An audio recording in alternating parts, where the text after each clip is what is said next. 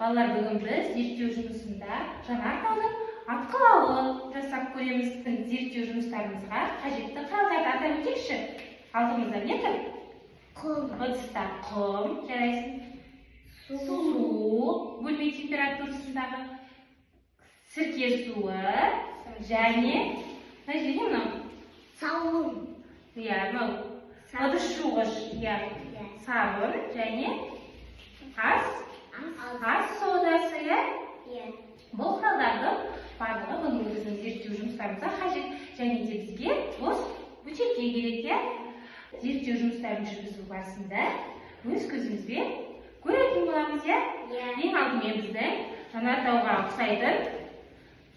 ұқсас зат жасаймыз. Осы ыдысымызды ортасына қоямыз.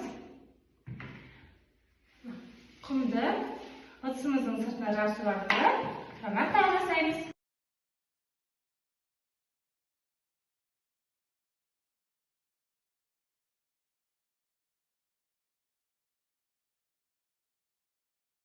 Жанартаудың атқылауын жасау үшін бізге бірінші не құямыз ішіне? Су құямыз. Зерялы су құямыз.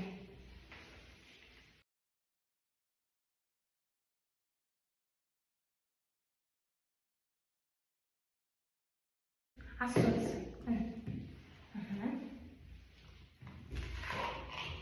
ас содасын суға. Жересен сала қойып.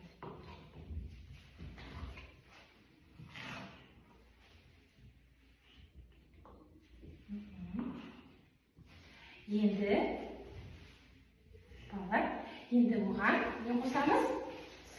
Сабышы үшін сабын қосамыз. Ыдыс жуғыш құралды қосамыз. Қой, қос. Жарайды. Бұл бізге көпіршу үшін, кішкене қайтып, жанартауымыз жасар ма екен?